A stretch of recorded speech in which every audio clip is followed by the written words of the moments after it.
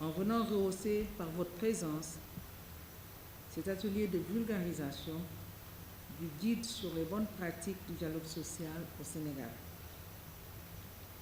Les contextes de crise ont cette particularité de nous inciter à opérer des changements que nous n'aurions pas envisagés dans des moments autres que ceux imposés par la nécessité. C'est dans une telle situation que, subissant les conséquences néfastes des politiques d'ajustement structurel consécutives à la crise économique des années 80 et 90, les mandants tripartites nationaux ont jugé opportun de changer de paradigme dans le cadre de leurs relations tripartites. C'est ainsi que, faisant leur cette citation de Albert Einstein, je cite, « Au milieu de toute crise se trouve une grande opportunité ». Et cette assertion d'ailleurs est de mise avec la Covid, cette période de Covid que nous vivons. Le gouvernement, les centrales syndicales de travailleurs et les confédérations d'employeurs ont décidé de changer de paradigme en passant de la logique de confrontation à celle de concertation, de dialogue et de négociation. C'est dans cet élan qu'ils signèrent la Charte nationale sur le dialogue social le 22 novembre 2002, avant de s'investir dans la matérialisation des engagements qu'elle renferme, en mettant en place le 1er juillet 2003 le Comité national du dialogue social, CNDS. Depuis lors, l'eau a coulé sous les ponts et les mandants tripartites ont rivalisé d'ardeur dans la promotion du dialogue social, en ayant recours à toutes les variantes du dialogue social que sont l'échange d'informations, la concertation, la consultation et la forme la plus achevée que constitue la négociation collective. Et je voudrais à ce stade rendre un hommage à un homme, Monsieur le Président Youssouf Ouad, et je prie l'assistance de prier pour qu'il soit longtemps parmi nous, parce qu'il fut le président du CNDS. Tout en évitant de déflorer les bonnes pratiques que nous avons choisi d'aborder dans le guide, je relèverai néanmoins 2 conditions qui ont été déterminantes dans l'atteinte de résultats probants. D'une part, il s'agit de l'attachement des mandants tripartites nationaux à l'approfondissement de la démocratie sociale dans le souci de rationaliser et de parfaire les processus de négociation. Cette voie que d'autres pays n'ont pas empruntée leur a permis de s'accorder autour de consensus générateurs à la fois de croissance économique soutenue, de progrès social continu, mais aussi de stabilité sociale sans laquelle il n'est point possible d'entretenir le cercle vertueux croissance-développement. En la matière, les partenaires sociaux du secteur pétrolier ont été les premiers précurseurs avec le pacte social qu'ils ont signé en 2008, avant que le gouvernement, les centrales syndicales de travailleurs et les organisations d'employeurs ne prirent l'option de prémunir notre pays contre les grèves générales avec le pacte national de stabilité sociale et d'émergence économique, le PNSSE.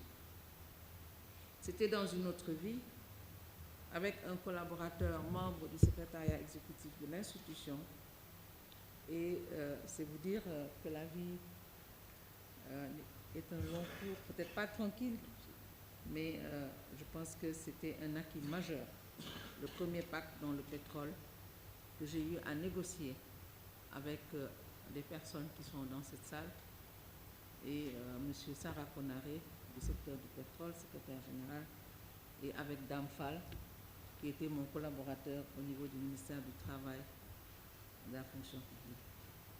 Mesdames et messieurs, la seconde condition que j'ai retenue est l'engagement indéfectible de tous les mandants tripartites et en particulier la forte volonté politique du chef de l'État et du gouvernement à faire du dialogue social le socle de leurs relations et de la gouvernance publique et des entreprises.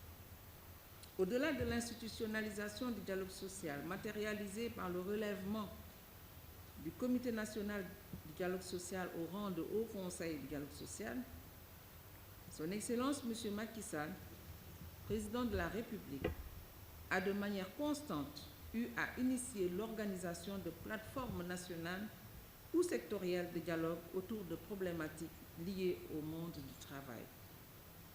J'en donnerai pour exemple la conférence sociale que M. Eliman Diouf a cité tantôt, dont les travaux de la deuxième édition consacrée à la retraite ont abouti à l'amélioration des pensions de retraite servies par l'Institution de prévoyance retraite du Sénégal et le Fonds national de retraite du Sénégal, pour lequel les travaux sont toujours en cours. Aujourd'hui encore, en 2022, 20 ans après l'adoption de la Charte nationale sur le dialogue social, les situations de crise qui se succèdent dans une imprévisibilité déconcertante doivent plus que jamais conforter les mandants tripartites dans leur option de faire du dialogue social l'instrument de résilience et de riposte, mais aussi l'outil de création soutenue et répartition équitable des richesses générées par notre économie. En effet, après la pandémie de la COVID-19 et ses effets désastreux sur les entreprises, voilà que ces dernières, le gouvernement ainsi que les travailleurs sont fortement éprouvés par le surenchérissement des prix des intrants et des denrées causés par la crise en Ukraine. Les meuniers aujourd'hui sont à l'ordre du jour.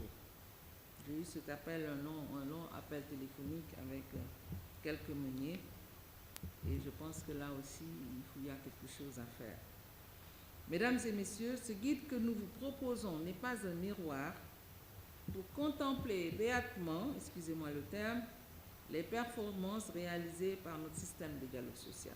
Il s'agit plutôt d'une entreprise de mémorisation du chemin parcouru par le gouvernement et les partenaires sociaux en matière de dialogue social. Il s'agit aussi et surtout d'un appel à redoubler d'efforts dans le cadre, d'une part, d'un environnement des affaires encore marqué par les exigences de productivité et de compétitivité, d'autre part, d'un contexte national où les usagers du service public expriment de fortes attentes en termes de qualité et de célérité dans la délivrance des prestations. À cet effet, l'exécution du plan national de renforcement du dialogue social constitue une occasion à saisir après son élaboration dans une approche participative. Sa mise en œuvre dans les mêmes conditions nous vaudra certainement d'autres motifs de satisfaction dans un avenir proche.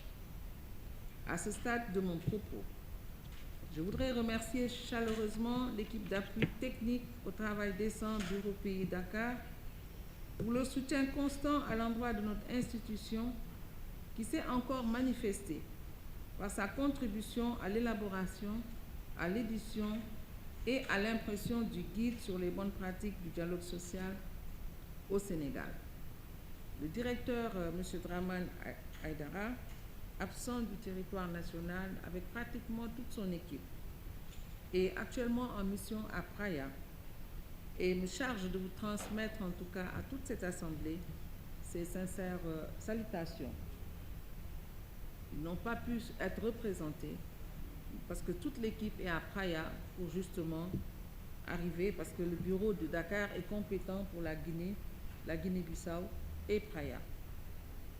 Je voudrais également remercier très profondément tous les représentants des départements ministériels ici présents et les prier de transmettre à leurs ministres respectifs l'expression de ma profonde gratitude pour la confiance. Le partenariat avec le Haut Conseil est un partenariat dynamique et il est fondé sur la confiance à l'endroit de notre modeste institution. J'exprime aussi toute ma reconnaissance à l'ensemble des membres du comité de rédaction qui sont ici présents et qui pourront, s'ils peuvent se signaler, Monsieur Amadou Massarsar, que j'aperçois, Monsieur l'expert Barry, levez-vous qu'on vous regarde quand même. Sarah Konaré, exécutif, Fatou Bintou Yafa, je les ai aperçus, ils se cachent. Hein? Le vice-président Diallo, le comité de rédaction. Il fallait puiser tout ce que nous avons en expertise interne pour travailler autour de ce projet. Je les félicite, secrétaire exécutif, il n'a pas voulu se lever. Barry est derrière les caméras, mais j'avoue que ça a été un long travail. Mais M. Eliman Diouf l'a dit, il faut qu'on ait l'habitude d'écrire, de documenter ce que nous faisons. Et le projet, on verra au moment de l'exposé, je ne vais pas sortir les secrets. Le BIT nous a dit, et je le dis modestement, aujourd'hui, vous l'avez un peu dit, parce que vous dites que les autres pays s'inspirent de l'excellence du Sénégal. Ils nous disent, partout où on va, on nous dit le Haut Conseil du Sénégal, ils veulent dupliquer, mais il faut documenter ce que vous faites. Et c'est comme ça que nous avons pu obtenir ce financement pour faire le guide, pour que les autres pays, on est dans la même zone, puissent s'inspirer de quelques en tout cas, réformes que le Sénégal a eu à mener dans le cadre de l'approfondissement et de la démocratie sociale, mais surtout pour avoir un dialogue social de qualité. Je vois également la COSIDEP. Je vous remercie de votre présence. J'exprime aussi au nom des membres du Haut Conseil et en mon nom propre toute notre gratitude à son Excellence M. Macky Sall, président de la République du Sénégal, aux membres du gouvernement, aux présidents d'organisations d'employeurs et aux secrétaires généraux des centrales syndicales de travailleurs pour leur appui qui ne nous a jamais fait défaut dans l'exercice de nos missions dans les secteurs publics, je vois l'éducation, le secteur de la santé et le secteur privé parapublic, et vous l'avez dit, y compris au niveau de l'économie informelle. Enfin, suite à l'adoption récente de la loi de finances rectificative qui revalorise les salaires des personnels des secteurs de l'enseignement, de la santé et d'autres agents publics non constitués en syndicats, je ne saurais manquer cette opportunité pour lancer un appel aux organisations professionnelles pour une meilleure appropriation du dialogue social afin que nous puissions garantir aux générations futures un capital humain bien formé et en bonne santé. Ce n'est qu'ainsi que nous pourrons permettre à notre Sénégal de continuer à occuper une place de choix dans le concert des nations. Je vous remercie de votre bien aimable attention.